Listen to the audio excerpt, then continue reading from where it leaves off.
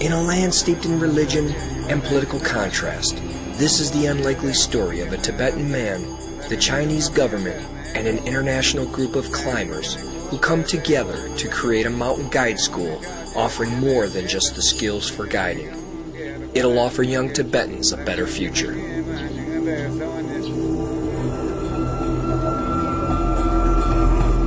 Our story actually begins over 500 years ago, when Tibetan nomadic herders descended from the plateau into the highlands of Nepal and eastern India. They became known as Sherpas, people from the east. But we'll pick up the story in May of 2003, when live on Chinese television, a Tibetan by the name of Nima Sering and 6 of his student guides stood on the summit of Mount Everest. For most people, Everest is the realization of a dream. But for Nima, it's a remarkable opportunity to show off the strength and skills of his new guides. For nearly a century, Nepalese Sherpas have been the backbone of Himalayan mountaineering. As high-altitude climbing porters and guides, their skills and achievements on Everest and every other 8,000-meter peak have made them indispensable to the Himalayan travel business, a business that generates almost 20% of Nepal's foreign income. Today, Sherpas enjoy a better standard of living because of their accomplishments in the mountains.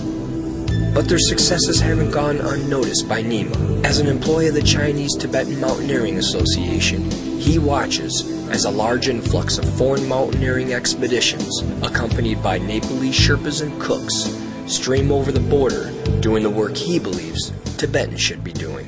Tibet, we have a really nice mountain resource. We have no operator. So we try to train like Sherpa to using those resources. So with financial help from the Chinese government and Ozark Gear, Nima's vision of a Tibetan mountain guide school had humble beginnings. This is the old school from 1999. That's very temporary. There's not enough room for all the students, and there's a small place and all the equipment. So now this is why they have to have a new school. And they've outgrown this. Yeah, the government also now see this nice project. So this school is also one of the important projects in Tibet. And the government has made this school a priority by committing over $1 million to build a modern school campus. China is creating one of the only guide schools of its kind in the world. The project is not only to training the people mountaineering. This is a nice project for doing some contribution for those poor areas. We collect a lot of students, mainly from Everest and Shishapama area. And those people are all from poor family. If you ask them what you really want to become in the future, they will say, I want to become a mountain guide. Not a simple like Sherpa who doing simple carrying, but a mountain guide. But if it weren't for the tireless and persistent drive of Nima, the idea for the school may never have come to light. Through his own success as a business owner in Lhasa and his travels to other countries, Nima has developed both the experience and contacts needed to establish a competent and recognized institution.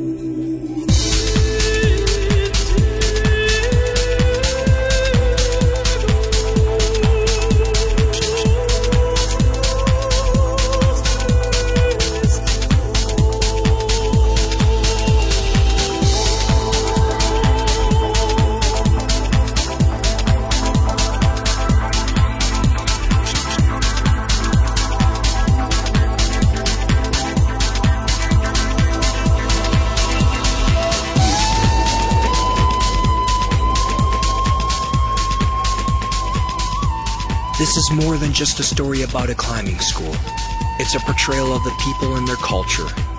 Through Nima, we learn about the school, and through his students, we venture into the heart of Tibetan life.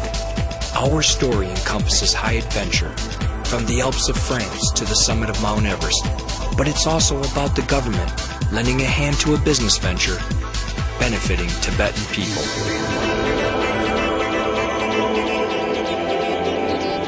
So in a business that has been dominated by Nepalese Sherpas, the story of Nima and the Tibet Mountaineering Training School continues.